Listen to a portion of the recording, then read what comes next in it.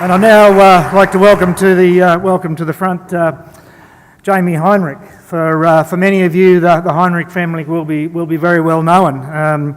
First registered White Suffolk stud in the country, down on Kangaroo Island, Matta. I had the pleasure of meeting your family many years ago, so it's great to see the next generation coming through. And I won't read Jamie's full biography out, but just take a look at some of those key things. He's been an ambassador for the Sheep Meat Council of Australia. He's on the board of Sheep Producers Australia now, a peak industry body from the meat sheep perspective. Livestock SA, another significant strategic body in the South Australian sheep industry and across beef. Vice Chair of the Kangaroo Island Advisory Board. I know it's been agriculture Kangaroo Island rather. And more recently an Untitled Scholar, so an impressive resume given you're a hell of a lot younger than me, Jamie. So welcome to the stage, and Jamie's going to talk to us about the challenges and opportunities he sees with sheep breeding. Thank you. Thank you. Thank you for that. Yes, I'm here to talk about the challenges and opportunities of sheep breeding in the future. Just want to say this is where I see it going. No one can predict the future, but this is my best educated guess of what I think the industry is heading. So my background, you've just heard a fair bit about that. We run Matta Pastoral, which is we run 3 different breeds, White Suffolks, which we're the first registered White Suffolk stud, which makes it pretty easy with the SGA, just 0001. Poll Merino stud, and now Maternal Composites. This year we AI'd around 1,000 ewes and did embryos from 34 donors, and also have 3,000 Poll Merino commercial sheep. With these, they're self-replacing. We run about 1,500 wethers, and then the surplus goes over a White Suffolk. In 2017, I did an Untitled Scholarship. My topic was looking at attracting and retaining young people in the sheep industry. One of the big findings from this is it's just a really exciting place to be. Around the world, there's so many great young people. I went in there thinking, there's a huge problem here, but came out of it thinking, wow, there's really positive, great, forward-thinking people in our industry, and we just need to embrace that and go forward with it. Also on the boards of sheep producers, we've been through that. 5 years ago, I came back on the family farm. Before that, I was at Thomas Foods International, worked as in their export and marketing department, and then went on to the livestock department, was their beef livestock coordinator, messed around with grids and all the pricing and all that sort of stuff. So the future, I've split this into 3 different things. First, talking about consumer trends and where I see what consumers want and what the public expect going into the future. On-farm production, what tools we have going forward, what we should be focusing on, and then the most important one, how do we put these 2 together so not only are we productive and making money, but we're satisfying what our customer wants. This picture here, we're in the US 3 weeks ago, I think. This is an Amazon Go store, and what you do is you have an Amazon account, you scan your phone as you walk in, go pick stuff off the shelf, it tracks you as you walk around, and then you walk straight out and you feel like you're sealing everything you picked up, and on your phone you get the receipt as you walk out. So there's only 5 stores in America of that so far, but that's where retail's going, and as an industry, that's who we're selling to, and we've got to make sure that our product matches things like this and anything else that we haven't seen yet. So consumer trends, this is pretty oversimplified, but I've put it into 2 areas, US and domestic, which are our 2 biggest value markets, and then Asia and the Middle East, where there's a lot of growth. They're both very different markets, and we need to keep both of them in mind when we're producing a product. But the general picture is there's limited inelastic supply with a drought, with New Zealand's our main competitor, their sheep flock's in decline. There's no real quick fix to get our flocks up, so there's no way we can instantly suddenly start supplying more. And on the other side, on a world stage, there's a growing demand. So the basics economics, it looks pretty positive for the sheep industry going forward, and that's with lamb, mutton and wool. So we should be pretty excited about that. Again, you can't predict the future, anything could happen, but the fundamentals are there. So USA and domestic, as everyone would be aware, animal welfare is growing and becoming a pretty big topic in mainstream media these days. This photo here is of a Impossible burger. How they make this is they get soy, they have a GM modified bacteria that breaks down the soy, and then they add about 20 other things that I can't even pronounce, and that makes something that tastes similar to beef. I've had a couple of them. You take the meat out, and eat it, and it doesn't taste that good, but in a burger with the cheese and the sauce and everything else, the average consumer probably wouldn't be able to tell the difference. I don't see this as taking over our industry, but it could take out, say, 10 to 20% of our ground meat production, which could have a pretty big impact on price. We spoke to them over there.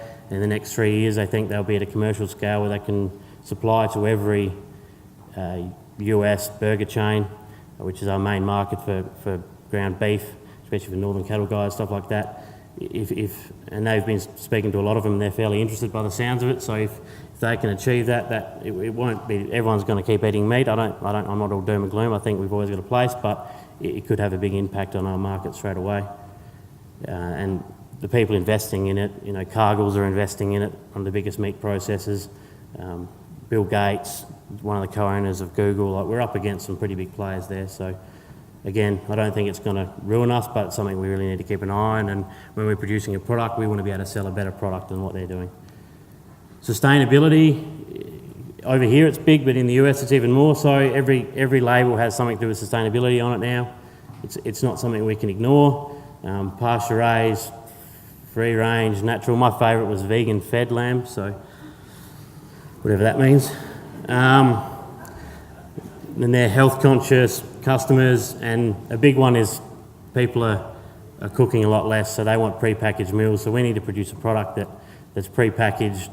In the Amazon Go store, you go in there and they've got this box, and it's got the meat in the exact proportion already cut up for you, the vegetables already cut up for you, the seasoning, the sauce. You go home and you put it you pretty much heat it up, and then you feel like you're cooking. But that's sort of where a lot of the US inner city customers are going, and they are our biggest value market. So it's something we need to keep in mind when producing product. Asia and the Middle East, and North Africa, a very different market, huge growth opportunities, especially in China at the moment. Very different priorities. They're not looking at that sort of stuff at the moment. They're really interested in food safety. We saw that with the powdered milk and that. They really trust our product at the moment. We need to make sure we stay in that position. And yeah, just huge growth opportunities. The big problem with that is if we start relying on them, especially as we already are with wool, there could be government issues, as we're seeing with Trump and the trade deals and all that sort of stuff. Having one market is such a big area, we do need to be careful with that, even though it is really exciting at the same time. They're also now the biggest consumer of wool, not just the biggest manufacturer of wool. So yeah, interesting times ahead, especially on the wool side of things. And then yeah, Asia, Middle East, it is volatile and unpredictable. It's boom or bust sometimes. So it's a great market and huge opportunity. We do need to be careful on that front. So keeping our customers happy domestically in the US and hopefully one day Europe, it can spread that risk a little bit. So where do sheep fit in? As I said, generally very positive outlook with demand and supply. We are a premium product and we need to keep it that way. As a premium product, we can sell it for more. And we can position ourselves away from these competing proteins coming up as being a single ingredient product. Obviously great natural qualities of wool that we all know about. Synthetics just can't compete with that, so we need to make sure we keep producing a great product on that front. Carbon neutral, our MLA have come out in 2030 and said that hopefully the industry can become carbon neutral. Wherever you stand on global warming and all that, it's beside the point, because that's what the customer wants and that's what society wants. So for us to be able to say that is a huge benefit for our marketing, and if we can achieve that, especially as a sheep industry, and maybe the first country in the world that can claim that, that'd be unbelievable and really help our marketing. And also a lot of these things, these taglines that you see, we're already doing. Free range, hormone free, antibiotic free.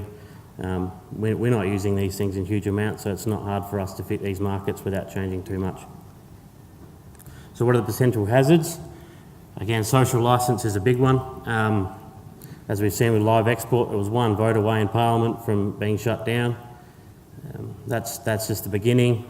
If we lose that battle, lamb survival, milsing, they're two probably likely ones that are next in the firing line. We don't need to be scared of this, we just need to be proactive about it. If we keep improving what we do and tell our story of how proud we are of what we do, we can fight against this, but if we are caught on the back foot, we could be in a lot of trouble. As I said, regulation, it only takes one vote and suddenly something's in law and can cause a lot of issues for us, so we just need to be on the front foot with that. My big thing is, we always talk about educating the customer. I don't think the customer wants to be educated. I trust doctors, I don't know what they do, I don't want to know what they do, I just want to go in there and know that they're going to look after me. So you can't expect everyone to know everything about what we do. A lot of the time half of us don't know what we're doing, so to expect people in the inner city to know exactly why we're milsing, to know exactly why we're doing this and this and this, it's just, we're never going to achieve it. So what we need to focus on is actually building trust, so they trust what farmers in Australia are doing. Tell our good story, tell our things that we are doing positively, because then if they trust us, they might see something in the media and go, well, no, Australian farmers are great, that can't be true. Other potential hazards are obviously major disease outbreak. We need to be ready for things like foot and mouth.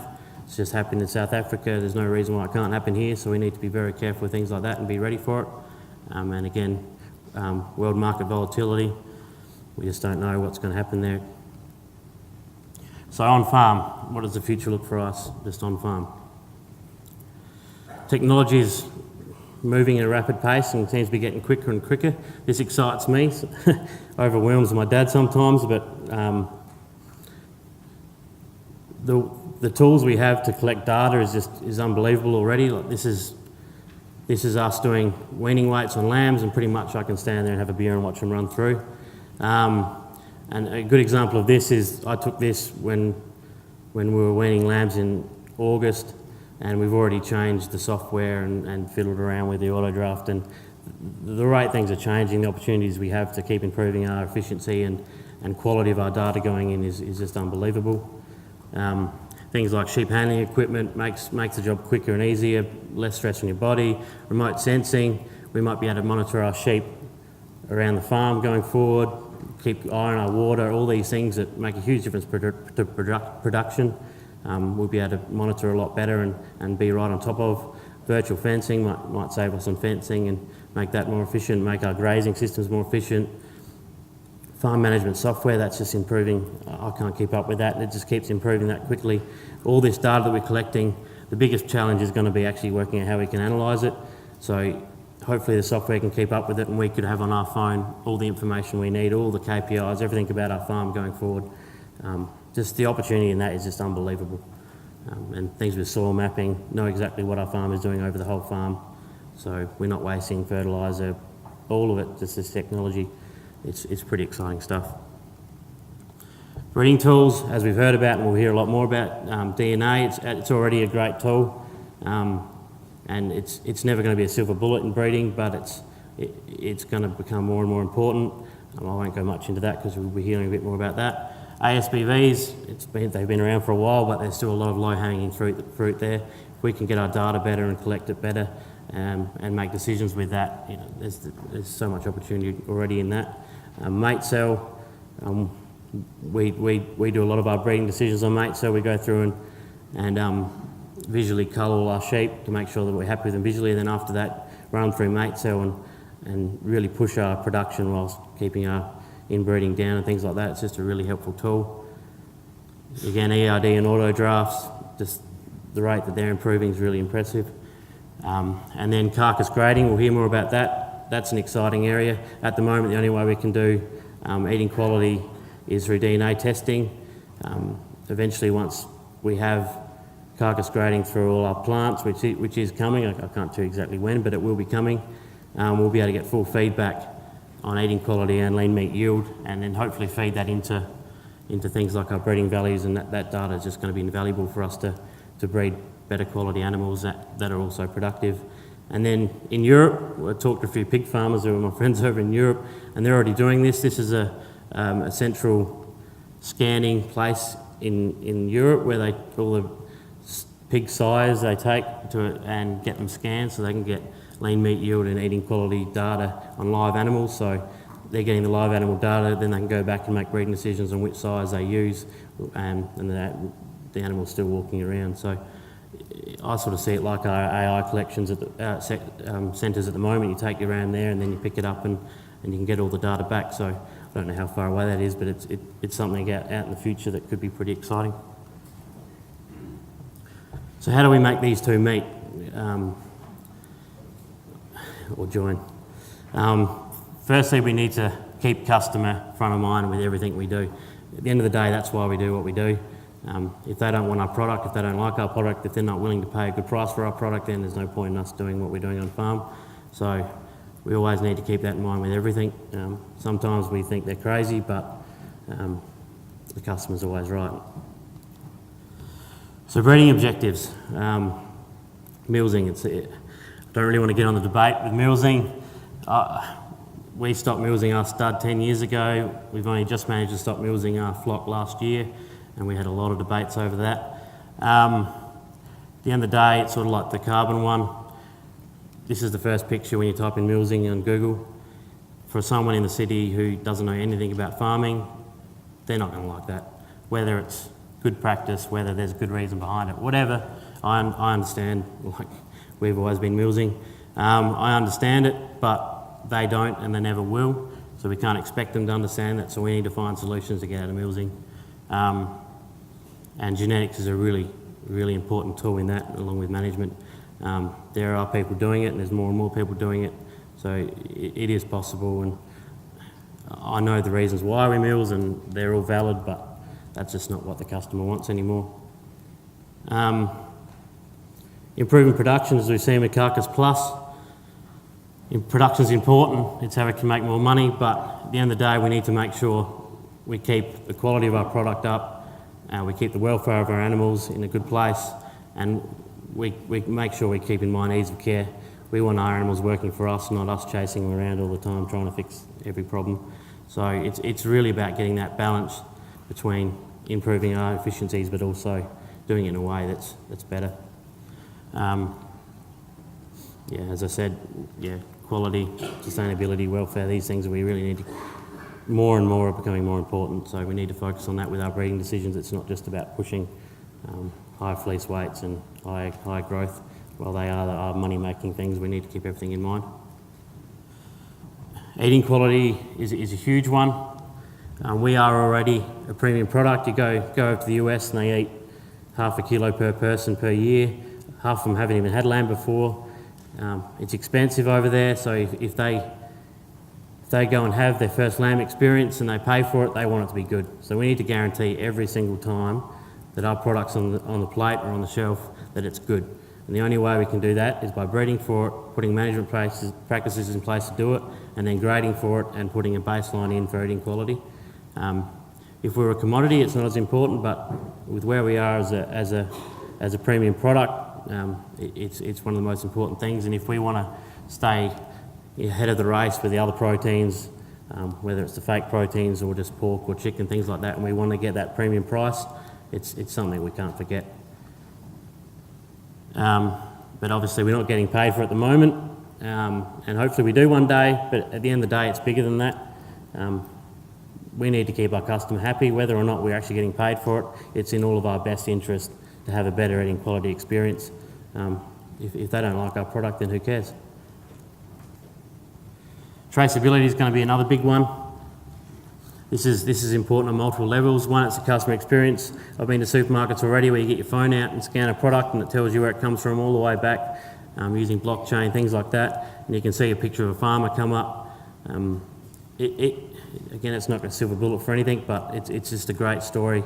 It provides that connection. You know, in the past, everyone had a parent or grandparent or cousin or uncle on a farm. Where these days it's just happening less and less. So to have that connection with a farmer in a supermarket, again, we don't have butchers anymore as much, so a lot of people don't even talk to people when they pick up their meat. So to be able to scan something and see a farmer and see the story behind it, it's a great way of having that connection without actually having to talk to them. Again, it helps build trust, and trust is extremely important when it comes to social licence and things like that. Food safety is a big one. If we can trace anything back through, if there ever is an issue, we can trace it back to what farm it came from. We don't have to shut down the whole state or something ridiculous like that. If foot and mouth came out, if we have good traceability, then at least we might be able to get on top of it quicker. Might not have as big an impact on our industry. And whether this is through EID or other technologies or just getting our paperwork right, it's something that we really need to focus on.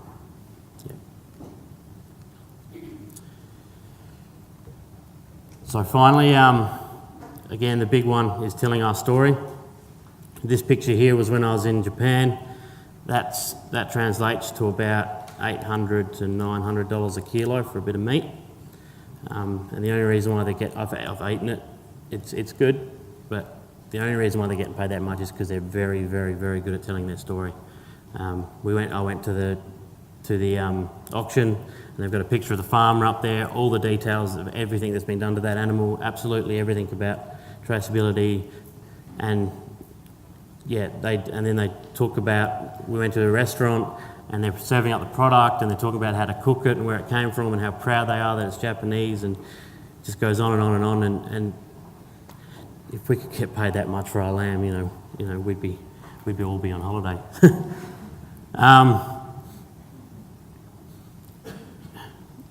Big thing is we are a premium product. We are an ethical product. There are a few things that look bad, but there are only a few.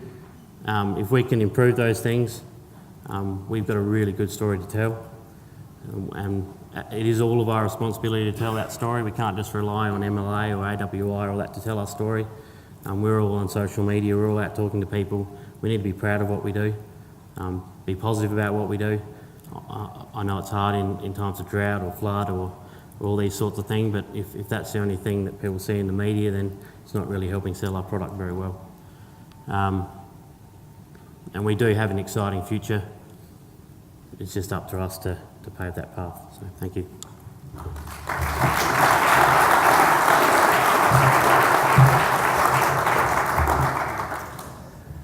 Thanks, Jamie.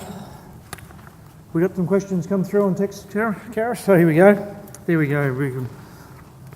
How does Australian sheep genetic evaluation compare to what you've seen in other countries, Jamie?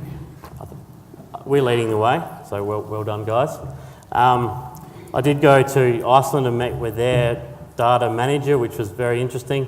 They trace their animals from birth all the way through to slaughter and get feedback, and every single record's recorded on that. And I thought that was just, all the health stuff, everything was all on one database. I thought that was pretty unbelievable. But then I asked them what they're doing with it, and he said they don't have one student studying it. So, yeah.